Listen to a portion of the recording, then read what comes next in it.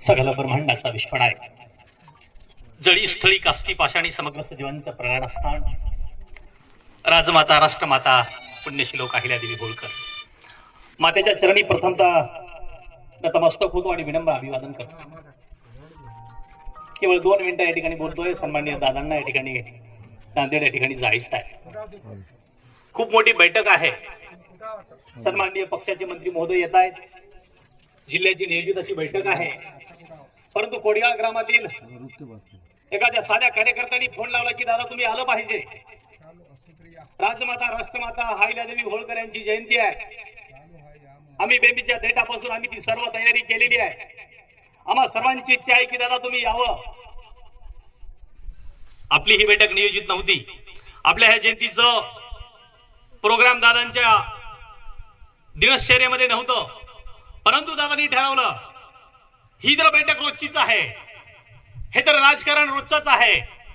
परंतु ज्या माझ्या समाज बांधवांनी, ज्या माझ्या ओबीसी बांधवांनी मला जो हाक मारली जयंतीसाठी आलं पाहिजे, मी तरुण आहे, मी त्या ठिकाणी गेलं पाहिजे, उदात्त हेतू धरून नांदेडकर नरसीच्या ठिकाणी नांदेडकर जाणारी गाडी आपल्या कोडियाकडे वळाली. हे दादांचं मन मोठं आहे. हा मनाचा मोठेपणा आहे. नाव माणिक आहे. माणिक हे सूर्याचं प्रतीक आहे. सूर्याप्रमाणे हा तेज असणारा माणूस सर्व जाती धर्मांना सोबत घेऊन चालणारं हे नेतृत्व आहे. कारण आदरणीय दादांना मी 10 वर्षापासून पाहतोय. ज्या माणसानं कधी जात धर्म लिंग वंश गोळा काळा स्त्री पुरुष कधीच भेद केला नाही. सर्व धर्म समभाव, other is not other, he is my divine brother मानणारा हा माणूस आहे. आणि या कार्यक्रमाचे सन्माननीय अध्यक्ष आहेत, याचा मला आनंद आहे. बंधूंनो, केवळ 2 मिनिटं बोलतोय. सन्माननीय दादांना या ठिकाणी जायचं मी बोलतच होतो. आणि या ठिकाणी या कार्यक्रमाला उपस्थित सन्माननीय दुसरं नेतृत्व, अत्यंत गाढे अभ्यासक, अत्यंत विद्वान नेतृत्व, सन्माननीय बालाजी पाटीकर साहेब पेटीकर. आणि मी सर्वांची या ठिकाणी नावं घेणार नाही. या ठिकाणी आमचे सन्माननीय नामदेव पाटील आहेत, आदरणीय गणपत पाटील आहेत, आमचे व्यंकट पाटील आहेत, डॉक्टर संतोष पाटील आहेत, मारुती पाटील आहेत, सन्माननीय शंकरजी सामंते आहेत, आमचे बळी दादा आहेत, सर्व सरपंच आहेत, आमचे बालाजी एलगंद्रे आहेत, युसुफ मामा आहेत, सैलानी आहेत, सर्व नामवंत गुणवंत शीलवंत सर्वांचं या ठिकाणी या जयंती मंडळाच्या वतीनं मी सर्वांचं मनपूर्वक आदरपूर्वक स्नेहपूर्वक सहर्ष या ठिकाणी स्वागत करतोय. म्हणून या मातेबद्दल काय बोलावं, या मातेबद्दल काय बोलावं, काय काय बोलावं, कोणतं बोलावं, कोणतं बोलावं, किती बोलावं, किती बोलावं, केवढं बोलावं, केवढं बोलावं, कोणतं बोलावं, कोणतं बोलावं तेवढं कमी आहे. कारण ही राजमाता राष्ट्रमाता ही विश्वाची राजमाता आहे. कारण या मातेनं केवळ एका समाजासाठी, एका धर्मासाठी, एका वंशासाठी लढली नाही. सन्माननीय सरांनी सांगत असताना म्हणत होते सतीची प्रथा होती. माता भगिनींना माहित असेल सतीची प्रथा काय असतं. 17व्या शतकामध्ये राजाराम मोहन राय नावाचे एक समाज सुधारक होते. सती प्रथेच्या विरुद्ध बंड पुकारला. त्याच पद्धतीनं मल्हारराव होळकरांनी सुद्धा बंड पुकारला. अरे एखाद्या पत्नीचा नवरा मेला, तिचा पुरुष मेला, त्याच्या सरणावर, त्याच्या चितेवर त्या मातेला मध्यभागी एक मोठं खांब रवल्या जायचं, त्याची चिता रवली जायची, सरण रवल्या जायचं आणि खालूनच एक मेढ म्हणून एक भला मोठा असा खांब त्या चितेवर असा रवल्या जायचा आणि त्या खांबाला त्या महिलेला बांधलं जायचं. बंधू, तुम्हाला आम्हाला माहित आहे ही बँड लावण्याची प्रथा का पडली. बँड लावण्याची प्रथा का पडली तर सती प्रथा होती. कारण त्या सरणावर मध्यभागी असा मोठा लाकूड रवल्या जायचं, त्या लाकडाला त्या मातेचं मुंडन केलं जायचं, म्हणजे पूर्ण केस काढल्या जायचे, काकणं फोडल्या जायचे, मंगळसूत्र कापल्या जायचं आणि त्या खांबाला बांधल्या जायचं आणि अग्नी दिली जायची. आणि अग्नीमध्ये काय वेदना होत आहेत, ते वेदना जेव्हा तिचं शरीर जळतं, तिचं अंग जळतं, त्यावेळेस तिला वेदना होतात आणि ती नाना प्रकारचा कल्लोळ करतंय आणि नाना प्रकारचं चिरकत आहे. आणि तो चिरकणं लहान लेकरा बायकांना ऐकू जाऊ नये, ते रात्रीची झोप त्यांची उडू नये, ते रात्री भिवू नये म्हणून त्या ठिकाणी मोठमोठे ढाल टोशे लावले जायचे. कारण तिनं ओरडलेला आवाज इतरांना जाऊ नये म्हणून ढाल आणि काय म्हणतात त्याला बँड बाजा हे लावण्याची प्रथा तयार झाली.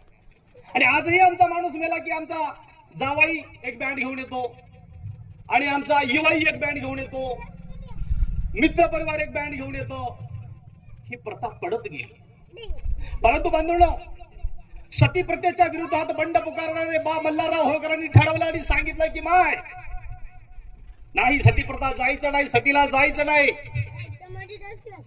कारण सतीप्रथा ही अनिष्ट प्रथा आहे, ही लोकमान्य नाही, हे अंधश्रद्धेचं एक प्रतीक आहे.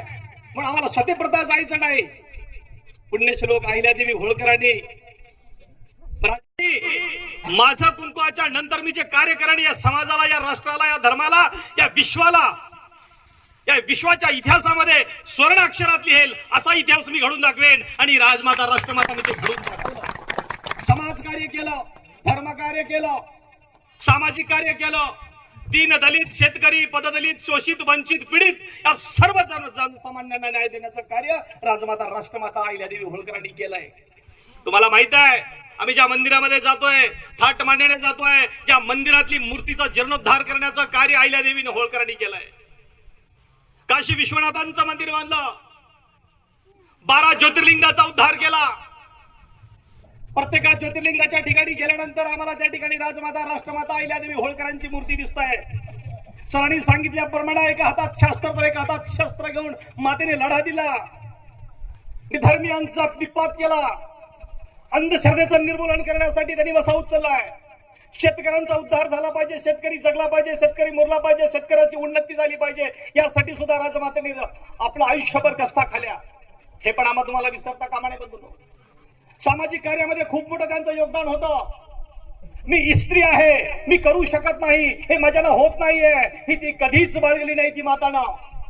कारण मला होतं, पुरुषांच्या बरोबरीनं मला लढता येतं, झगडता येतं, मला राज्य करता येतं आणि सुराज्य निर्माण करता येतं. हे राजमातेने ठरवलं आणि ते सुराज्य या भारतामध्ये, या महाराष्ट्रामध्ये त्यांनी प्रत्यक्षामध्ये आणून दाखवलंय. हे तुम्हाला आम्हाला विसरता येत नाही. कारण राजमातेचं कार्य हे तात्विक कार्य होतं.